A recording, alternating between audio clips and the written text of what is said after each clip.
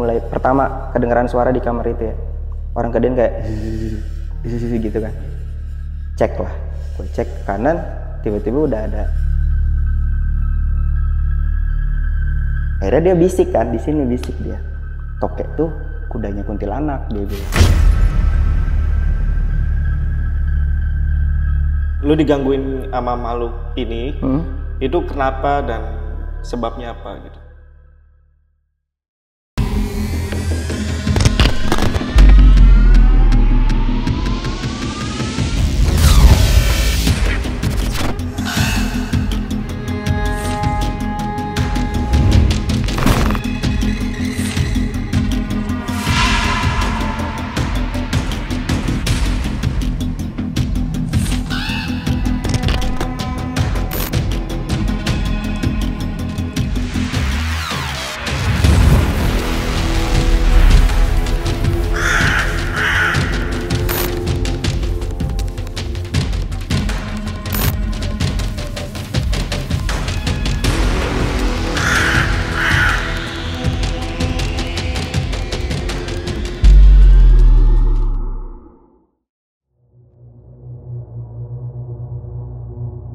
Halo semuanya, kembali lagi di Lentera Malam bareng gue Jamal.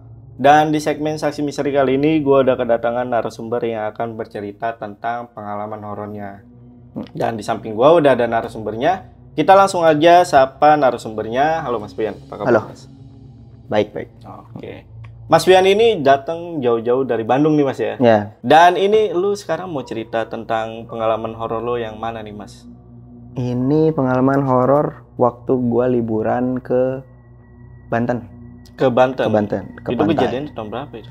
2007 berarti waktu. 2007. Jadi gangguannya itu dimulai dari gua lihat gerombolan anak kecil yang bawa lentera. Lalu ada sosok kakek-kakek juga yang terbang bawa lentera. Sama banyak banget tokek di penginapan di pantainya itu. Yang mana gue denger dari si supir bis itu, supir yang nyetir bis kami itu, kalau toke itu pertanda dari kehadirannya kuntilanak katanya. Oh gitu. Dan lu di situ ngeliat ya? Dan di situ gue diganggu sama, ya sebutlah sosok kuntilanak ya. Kuntilanak itu ya. Dan itu tadi cerita sedikit dari Mas Fian. Dan gue mau ngasih tahu ke teman-teman kalau misalkan kalian mau jadi narasumber di Lentera Malam, itu kalian bisa langsung aja DM ke Instagram kita, yaitu ada di @lenteramalam.id. Untuk linknya gue taruh di deskripsi. Oke, buat kalian yang penasaran sama cerita lengkapnya dari Mas Fian, tonton videonya sampai habis. Dan tanpa basa-basi lagi, Saksi Misteri, kita mulai.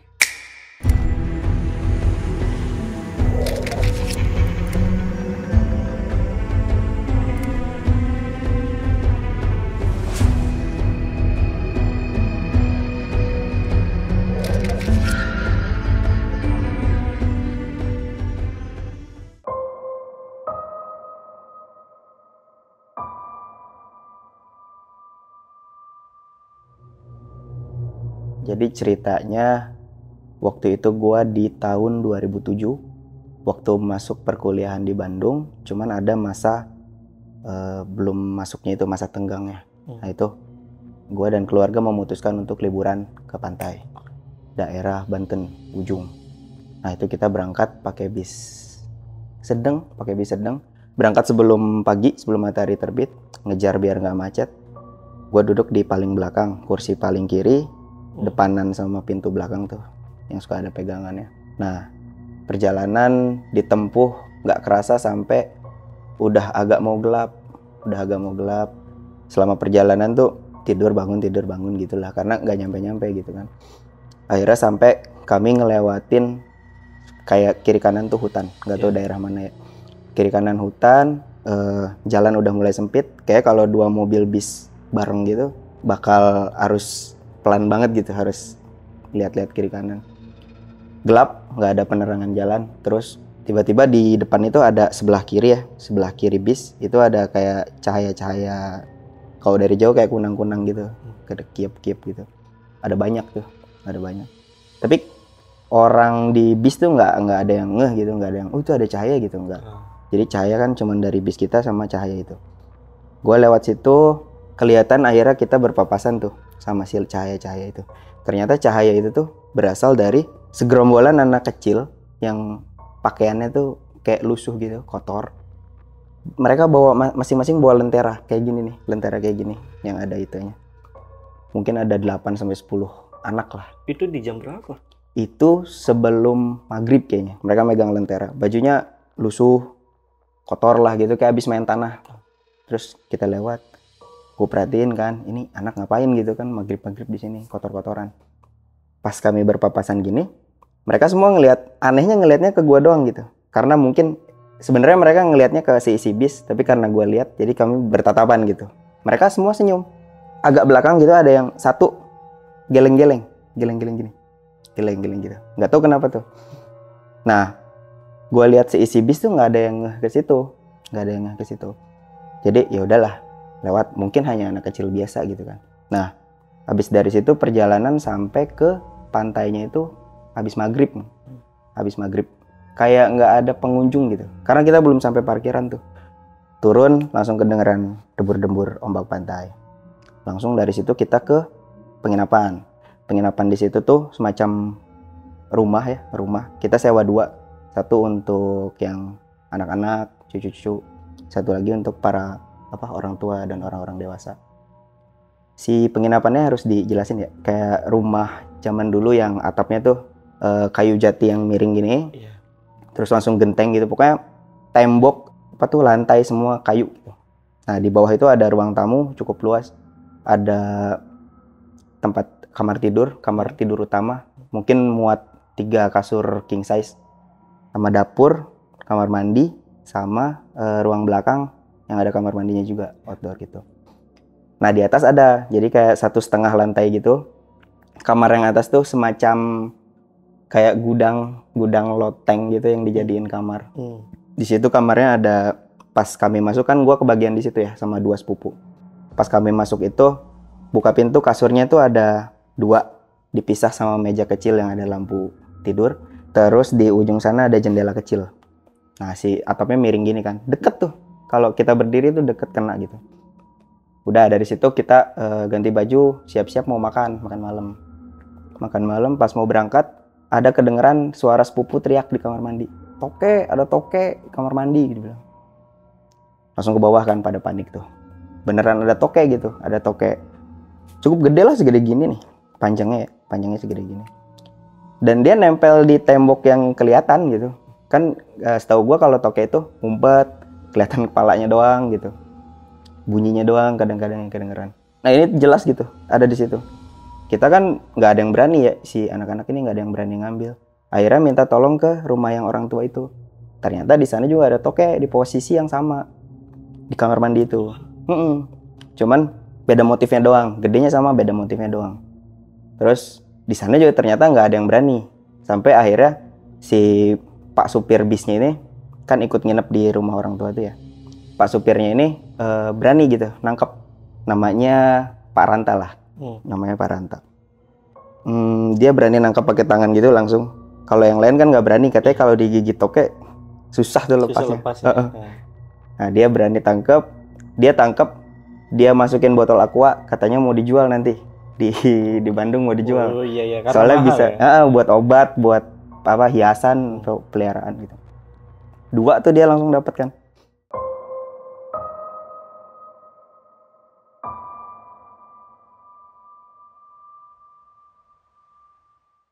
Masukin. Nah, habis itu kita akhirnya tetap jadikan makan ya. Jadi di tempat makannya itu ada di depan penginapan. Sebelahnya ada kolam renang, yang bagian panjang kolam renangnya itu langsung pantai di situ. Dan itu sepi.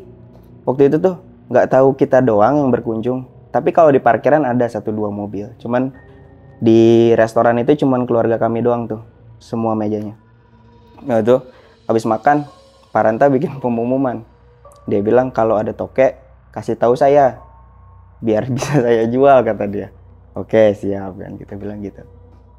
Udah makan beres, yang lain pada lari-larian tuh, si anak-anak anak-anak cucu-cucu pada lari langsung habis makan. Gua ngerokok dulu, ngobrol sama Pak Ranta. Pak, tadi di jalan mau ke sini, mau ke restoran, saya lihat ada tokek juga tuh di salah satu pohon, kata dia. Emang banyak banget di sini ya, katanya. Ya bilang aja, yang penting bilang saya aja. Kalau misalnya lihat tokek jangan lupa bilang saya, kata dia gitu. Ini orang ngebet banget gitu kan. Iya. Malah ngebet sama tokeknya. Jadi berubah profesi ya. Jadi supir Pemburu jadi tokek. tukang tokek. Terus kita balik tuh ke kamar. Ternyata kenapa si sepupu-sepupu gua pada lari itu ada agenda berenang di kolam itu malam-malam. Jadi mereka pada semangat tuh. Nah, pas mereka udah mau keluar, gua masuk kan sendiri nih kali ini. Sendiri ke kamar yang atas tuh. Nah, bedanya kalau sendiri lembab. Padahal kamarnya sempit kan. Terus ada AC. Kita set dulu AC-nya tuh sebelum berangkat makan tadi. AC udah nyala, udah dingin, tapi kamarnya lembab. Aneh gitu. Si perasaannya tuh lembab aja kamar tuh. Nah, daripada gue sendiri di situ kan tadinya, udahlah ikut aja berenang gitu, mau nggak mau. Sampai di jalan ketemu lagi Pak Ranta nih. Dia udah bawa tokek. Kayaknya yang di pohon dia tangkep tuh. Dia udah bawa tokek. Pak, itu kamar lembab, kata gue kan. Boleh cekin lah. Si Pak Ranta ini orangnya cukup ini ya, cukup spiritualis gitu. Bisa merasakan, bisa tahu lah yang kayak gitu-gitu. Nah, gue bilang kamar lembab gitu. Dia bilang, cobalah nanti saya cek. Siapa tahu di sana ada tokek kan. Lah, apa hubungannya gitu kan? Gue bilang apa hubungannya kamar lembab sama tokek? Akhirnya dia bisik kan, di sini bisik dia. Tokek tuh kudanya kuntilanak, dia bilang. Dia bilang nih, nggak tahu tuh teori dari mana. Okay. Dia bilang gitu. Nah, karena waktu itu gue masih muda, reckless ya. Gue bilang, Pak, kudanya segede gitu, kuntilanaknya segede apa? Diinjek abis kan? Gue bilang gitu. Marah langsung, ya logikanya gitu kan. Marah dia, kayak kelihatan marah. Katanya, jangan sompral di tanah orang, dia bilang gitu kan. Ya udahlah, nanti cekin aja Pak. Terus pas mau jalan, gue inget tadi yang anak kecil nanya kan, Pak, tadi di jalan lihat anak kecil nggak sih bawa lentera gitu? Dia tuh kayak menyembunyikan sesuatu gitu. Tapi dia bilang, nggak lihat apa-apa gitu. Oh, kelihatan dari mimiknya. Kelihatan. Nah, asumsikan dia lihat tapi dia nggak mau kasih tahu gitu. Oh ya udahlah, biarin. Berarti gue pun saat itu nggak tahu itu anak-anak tuh apa gitu, nggak bisa jawab tuh anak-anak tuh apa. Nah, terus habis itu berangkat ke kolam renang. Lihat lagi ada tokek di pohon. Cuman pohon yang beda tuh. Mas Paranta masih di belakang. Pak, tokek nih. Oh iya siap, dia tangkap. Terus kolam renang nih. Kolam renang itu tadi ya yang kotak, terus satu sisinya madep ke pantai. Ada kursi, tau gak sih kursi santai yang buat di pantai itu panjang, ada senderannya. Nah, pas mau naruh anduk, ada tokek di senderan di sininya nih. Banyak banget, sumpah banyak banget. Tokek banyak banget. Terus mau panggil Pak Rantanya udah jauh. Yaudah biarin kelewat satu nggak apa-apa kan. Akhirnya berenang tuh. Restoran udah tutup, udah gelap. Jadi lampunya hanya dari lampu-lampu kolam yang nggak terlalu terang gitu. Habis itu karena emang udah capek dan sebenarnya ikut ke kolam renang tuh biar nggak ada kejadian apa-apa di kamar. Takut gitu kan. Yang lain pada asik-asikan, gua ke ujung kolam liatin pantai gitu. Celinguk kiri kanan. Sampai pandangan ke kanan, ke arah banyak pohon kelapa di situ. Banyak pohon kelapa. Nah, samar-samar di atas pohon kelapa ada lentera lagi. Gue lihat sesuatu, tapi gue mau mastiin ke sepupu. Jadi gue panggil kan salah satu sepupu. Gue tanya, itu di pohon kelapa lihat apa? Gitu kan tanya. Dia bilang lampu kayak apa? Lampu bohlam kecil gitulah. Kalau gue liatnya itu kakek-kakek bawa lentera. Dia kakek-kakek bawa lentera gini, tapi nggak napak, terbang. Wah, terbang kakek-kakeknya. Jadi dia gini, bawa lentera. Nah kita kan di situ, dia langsung kayak nggak mau denger. Ya udahlah, dia lanjut renang. Nah di situ juga gue mempositifkan diri gitu. Mungkin itu lampu, tadinya emang lampu, terus guanya halu gitu. Tapi siapa orang iseng mana gitu yang masang lampu di pohon kelapa gitu. Listriknya dari mana juga kan. Terus yang kedua, mungkin emang ada kakek-kakek lagi benerin lampu. Ini agak maksa nih yang kedua nih. Kakek-kakek gila macam mana kan yang naik ke pohon kelapa terus gini-giniin lampu gitu kan, udah Sambil malam. terbang. Sambil terbang. Kan pohon kelapa gitu ya, Iya. nggak ada dahannya kan, dia nggak ada injekan kan. Oh ya udahlah, gua pamit nih, guys, gue duluan gitu kan, udah nggak enak nih apa, kok mata ngelihatnya makin nggak jelas gitu, makin banyak gangguan gitu. Nah mungkin sepupu yang ini nih tadi ngasih tahu yang lain, jadi yang lain kabur juga tuh, semua udah tuh renangnya tuh.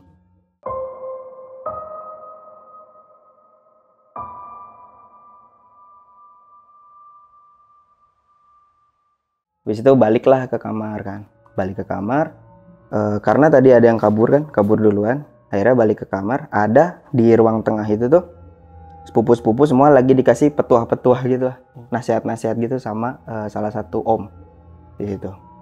Karena gue udah capek, udah males nih, om ini terkenalnya kalau ngobrol lama gitu. Wes lah gue langsung ke atas, tidur istirahat, capek kan, udah nggak ada kegiatan lagi tuh kayaknya habis renang. Nah, yang sekamar sama gue tuh masih di bawah, masih ngobrol.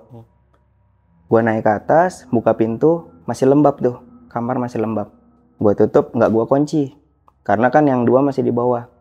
Gue tiduran di kasur yang ini, yang dekat pintu, Nah, masih agak lembab, nyari-nyari posisi tidur yang enak gitu biar bisa tidur. Nggak lama ada suara lemparan batu kecil atau apa ya, pokoknya ke kaca tuh, kaca yang kecil, tak gitu. Kalau di film horor kan biasanya disamperin ya. Disamperin, dilihat terus kelihatan gitu kan, udah males nih. Dari kakek-kakek tadi udah males nih. Udahlah biarin aja, cuekin. Ada kali 3-4 kali dia lempar batu. Habis itu berhenti. Nah, udah gitu gua madep ke pintu tidurnya. Di kasur yang dekat pintu, madep ke pintu. Samar-samar kedenger suara kayak ini, orang kedinginan. Itu mulai pertama kedengeran suara di kamar itu ya. Orang kedin kayak gitu kan. Cek lah, gue cek ke kanan, tiba-tiba udah ada yang terbaring di situ.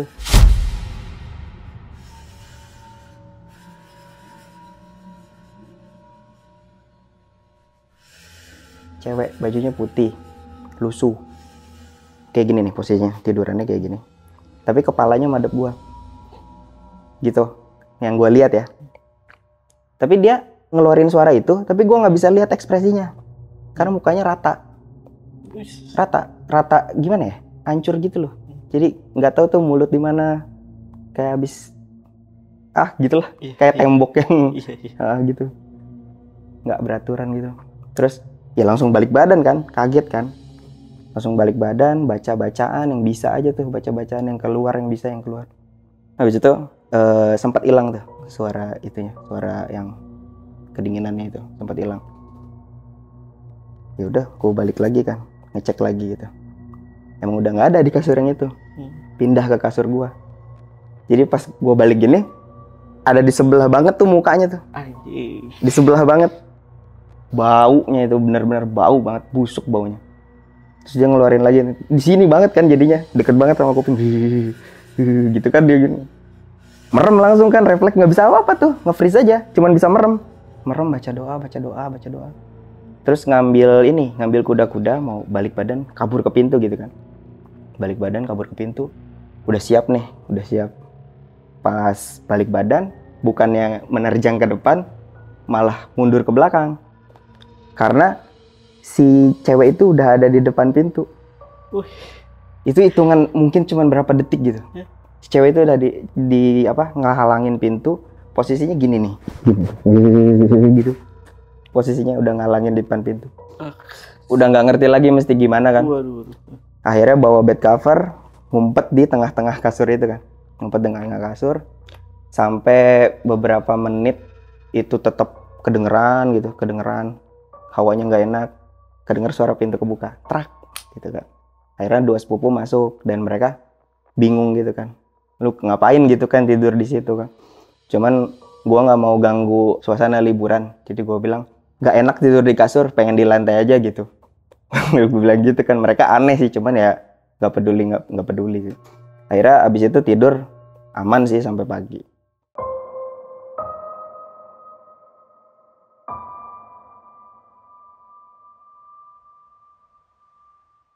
Di hari selanjutnya nggak, kan hanya semalam ya, besoknya cuman main-main biasa aja. Sampai pulang nggak ada gangguan sih, cuman setelah cerita ini pernah gua upload ke Facebook. Zaman dulu itu kan masih main Facebook. Ada tante baca dari rumah yang sebelah tuh.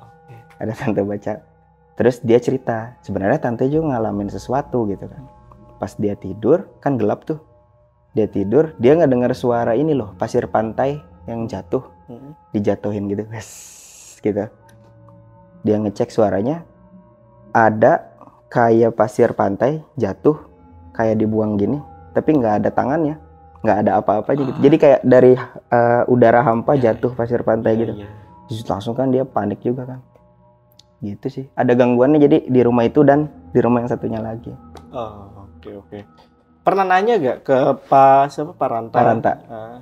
Lu digangguin sama makhluk ini, itu kenapa dan sebabnya apa gitu? Oh, jadi tadi sempat habis pulang dari kolam renang itu kan ketemu lagi Pak Ranta. Dia udah ngecek kamar kan. Dia bilang kamar nggak ada toke. Dia nggak nemu toke di situ katanya. Terus ya gitu, gue sempet sompral lagi di situ. Oh berarti aman ya Pak, nggak ada kuntilanak. Gue bilang gitu kan, karena nggak ada kudanya. Gue bilang gitu. Dia marah lagi. Gus, udahlah nggak usah sompral-sompral, udah sana tidur aja gitu. Nah sudah itu emang sama Pak Ranta itu bukan tiba-tiba ya, mungkin emang nggak kontakan lagi aja gitu. Setelah liburan itu? Ya, ada ini. Jadi pas masuk perkuliahan, kebetulan kenal sama orang-orang baru, ada orang Banten. Ada orang Banten. Terus nanya kan, kemarin gue habis dari Banten, pantai ini. Tapi kenapa ya serem banget gitu, ada gangguan ini itu. Terus dia responnya, ya lu ngapain ke pantai itu kan? Kan kayak nggak ada pantai yang lain aja di Banten. Lah emang kenapa gitu kan? Ini nggak tahu bener nggak tahu nggak ya, karena dia orang Banten. Jadi gue juga nggak begitu percaya. Tapi dia bilangnya, pantai itu tuh dulunya bekas kuburan massal gitulah. Si tempat wisata itunya ya, bekas kuburan massal. Nggak tahu benar nggak tahu nggak. Cuman itu dari orang Bantennya asli. Ya paling itu aja sih ceritanya. Oke, itu tadi cerita dari Mas Pian tentang pengalaman horornya pada saat liburan ke Banten ya. Banten. Ya. Dan ini sebelum masuk ke tanya jawab, ini Mas Pian ini juga punya channel YouTube nih. Channel YouTube-nya boleh dikasih tahu ke teman-teman, Mas? Oke, thank you banget ya. Iya. Channel YouTube-nya namanya ini Terbangun Tengah Malam. Jadi kita bahas horor juga sama berikut pembahasannya gitu. Ada narsum juga ya? Narsumnya ada juga. Ada juga ya. Oke, jadi teman-teman langsung aja mampir ke channel YouTube-nya Mas Pian. Namanya Terbangun Tengah Malam. Lucu juga sih namanya. Kenapa nggak dibangunin tengah malam? Jadi panjang singkatannya. Berarti ada singkatannya ya, TTM ya. TTM. Okay. Buat teman-teman yang pengen tanya-tanya tentang cerita yang tadi udah dibawain sama Mas Pian itu, teman-teman bisa langsung aja DM ke IG-nya Mas Pian atau mampir ke IG-nya Mas Pian. Itu IG lu ada di mana? Ada di @asperarga. Asperarga. Dan untuk teman-teman juga yang mau jadi narasumber juga bisa ya? Boleh banget. Itu bisa DM juga ke Mas Pian juga ya? Bisa, kalau nggak DM ke terbangun_tengah_malam. Oke, jadi untuk semua linknya gue taruh di deskripsi. Oke, sekarang kita masuk ke sesi tanya jawab nih. Ya, siap. Pertanyaan pertama yang paling gue penasaran adalah berapa toke yang udah didapat sama Pak Ranta ya? Pak Ranta. Tadi nggak disebutin ya. Mungkin ada kali 20-30-an dalam satu malam tuh. Iya. Dalam satu malam. Itu lu berapa hari liburan? 2 hari 1 malam berarti. 2 hari 1 malam. Wih, banyak itu Pak Ranta ya dapat ya? Iya. Apakah abis itu dia naik haji? Abis itu dia lost kontak tuh, nggak tahu. Mungkin sekarang jadi orang kaya. Bisa jadi. Atau dia tinggal di sana jangan-jangan. Iya, dia di sana ternak kayaknya. Jadi pemburu toke ya. Itu tuh di bisnya itu kan kami bawa minuman 1 literan kan. Itu dipakai semua sama dia. Oh gitu. Isinya toke semua. Iya, pas balik tuh berisik banget tuh kan bis. Toke banyak banget. Tapi gue juga penasaran ketika lo bilang atau Pak Ranta bilang kalau toke itu kudanya kuntilanak. Ini mungkin teman-teman yang tahu juga boleh langsung komen aja di kolom komentar. Tapi menurut lo gimana? Apakah lo pernah cari tahu juga gitu? Kalau cari tahu enggak ya, cuman pernah ada juga waktu gua di Pondok Gede itu pernah temen gua punya bapak, dia seperti apa ya, kayak orang bisa juga. Dia bilang, bahkan dia bilang hanya cicak itu juga kudanya kuntilanak katanya. Oh gitu. Jadi gue taunya pas dengar dari Paranta, oh berarti ada benernya tuh si bapaknya temen gue yang di Pondok Gede itu. Oh langsung gitu. lu langsung keinget ya? Cuman kan dia bilangnya cicak, kalau yang di sana kan toke. Cuman masih sejenis lizard juga kan. Tapi sebenarnya kalau apa ya, mitos tentang toke itu kalau misalkan susah dicabut ya? Iya. Katanya tuh dulu gua waktu kecil itu biasanya suka denger tuh kalau toke bisa lepas itu kalau ada petir ya. Tapi itu kayaknya nggak bener ya? Nggak tahu. Soalnya di mana-mana toke juga sekarang udah jadi barang apa ya? Bukan barang ya, hewan peliharaan dan dikenal dengan harganya yang cukup mahal. Ya. Oke, itu tadi intermezzo aja dan sekarang kita masuk ke horornya lagi. Ini soal anak kecil yang bawa lentera. Itu kan kata lu kan penumpang yang lain itu kan nggak ngeh ya, nggak ngeh atau nggak ngeliat. Tapi menurut lu itu sosok anak kecil itu makhluk gaib kah atau memang ya anak kecil? Menurut gua ya, menurut gua mungkin itu gaib sih. Karena kesatu itu sosok anak kecil itu aneh kalau misalnya emang anak kecil manusia gitu. Jam segitu bawa lentera, baju-bajunya kotor gitu. Tampangnya apa sih, pucat gitu. Oh gitu. Cuman ada kan sempat di-upload ya cerita ini tuh. Ada komen juga. Dia bilangnya emang daerah Banten ada anak kecil yang suka main sampai maghrib dan bawa-bawa lentera. Oh gitu. Makanya ya makanya nggak bisa dipastikan. Cuman kalau gua kayaknya itu makhluk astral ya, kayaknya. Dan itu sempat ngasih pertanda lah ya. Ada yang anak kecil yang lu bilang apa?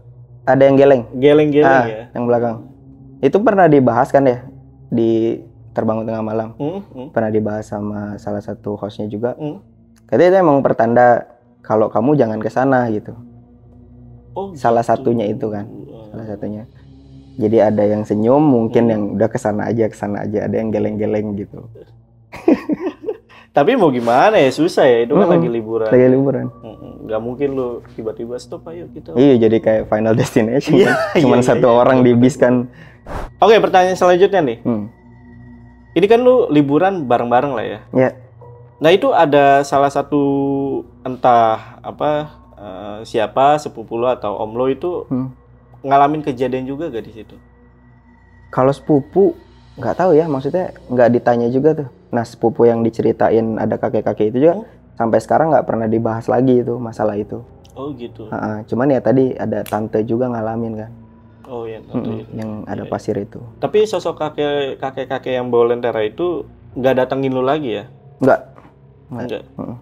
Dan cuman apa namanya, sosok perempuan yang itu yang ganggu gitu ya? Itu yang ganggu.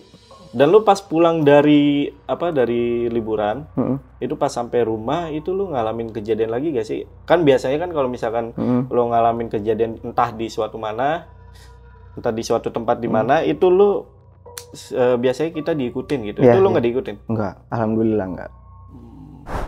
Pertanyaan berikutnya ini nih. Ada gak sih cerita dari warga setempat mengenai kejadian lo pada saat ketemu si sosok cewek itu tuh? Warga setempat kita nggak ngobrol juga sih. Maksudnya di situ kan sepi ya. Oh sepi. Iya sepi. Waktu makan pun nggak nanya karena belum kejadian kan. Paling nanya itu ya ke teman yang baru kenal di perkuliahan itu. Gitu sih. Kalau warga nggak ketemu sih. Nggak ketemu. Ya. Atau ini yang om lu kan sempat ngasih wejangan ya. Tapi kan lu apa namanya? Sompral ya. Lu pernah nanya ke sepupu lo yang dengerin wejangan om lo itu ngasih wejangan apa? Oh itu beda. Itu yang di bawah ya? Iya. Itu kayak wejangan kehidupan aja. Oh bukan soal tempat di situ. Iya makanya malas kan. Wah ini wejangan kehidupan lagi nih, udah ke atas aja gitu. Oh oke. Itu biasanya om lo itu sosok ini ya, sosok bapak-bapak yang menguasai WhatsApp itu biasanya. Iya biasanya gitu. Yang suka update kajian-kajian doa. Iya benar. Kayak gitu. Waktu itu kan pernah diceritain yang tadi anak kecil itu sebuah pertanda bawa lentera. Nah yang kakek-kakek ini pun sebuah pertanda bawa lentera gitu, bawa Iya, lentera iya, juga. iya, Jadi iya. mereka itu mau ngasih ini dari sisi Mbak Rahel ya. Mereka itu mau ngasih tahu kalau kamu jangan apa ya, jangan macam-macam di tempat ini gitu. Kalau kamu mau aman. Oke. Tapi korelasi antara anak kecil, kakek-kakek dan lentera itu nggak bisa dilihat juga. Oh. Tapi sampai terakhir ngasih tanda itu yang lempar batu kecil. Iya, iya. Nah itu kalau Mbak Rahel lihatnya itu adalah sosok kakek-kakek yang di pohon kelapa itu. Oh gitu. Yang lempar batu Yang kecil lempar itu? batu kecil itu. Ah iya sih. Mungkin kalau gua lihat mungkin bakal lihat si kakek-kakek itu lagi. Gitu Iya loh. kalau misalkan lu samperin ya. Kalau disamperin. Sumber suaranya tuh ya. Dan kalau yang si sosok cewek ini, kalau menurut penglihatan Mbak Rahel, dia itu adalah arwah wanita yang meninggal di laut itu. Mukanya hancur karena dimakan binatang buas gitulah pokoknya dibilangnya. Oh, entah ikan yang ada di sana ya. Mungkin. Cuman apa ya? Jadi si sosok fisiknya itu digunakan sama jin yang ada di sana gitu. Gitu penjelasannya sih. Oke. Jadi buat teman-teman, jadi Mbak Rahel itu salah satu host juga di Terbangun Tengah Malam. Dan Mbak Rahel itu punya kelebihan ya. Jadi kapan-kapan kita juga bisa undang Mbak Rahel yang mudah-mudahan. Boleh. Ya. Atau mungkin Lentera Malam main ke sana. Boleh. Nah, nanti kalau misalnya Lentera Malam main ke di mana? Salatiga ya? Ya di Salatiga. Ke Salatiga kita bakal mampir ke Mbak Rahel. Ya.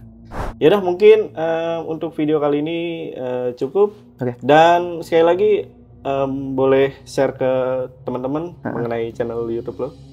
Sebelumnya terima kasih banget buat Lentera Malam udah ngundang gua ke sini, ngizinin gua buat cerita dan promosi channel YouTube ini. Channel Terbangun Tengah Malam baru dibuat sih, cuman kita bahas horor dari kami sendiri dan ada narasumbernya juga. Dan biasanya sesi uniknya itu adalah pembahasan dari sisi apa ya? Sisi orang yang bisa ngelihat gitu, orang yang bisa menerawang kayak gitu. Si Mbak Rahel ya biasanya yang bahas ya. Oke, dan buat teman-teman yang penasaran langsung aja mampir ke channel YouTube-nya Mas Fian, itu ada di Terbangun Tengah Malam. Nah, ini dipakai nih. Dan linknya gue taruh di deskripsi. Yaudah sekali lagi thank you Mas Fian. Thank you banget Mas. Udah jauh-jauh dari Bandung datang ke sini. Sekalian. Oke. Yaudah gue Jamal, Mas Fian, Lentera Malam pamit. Bye.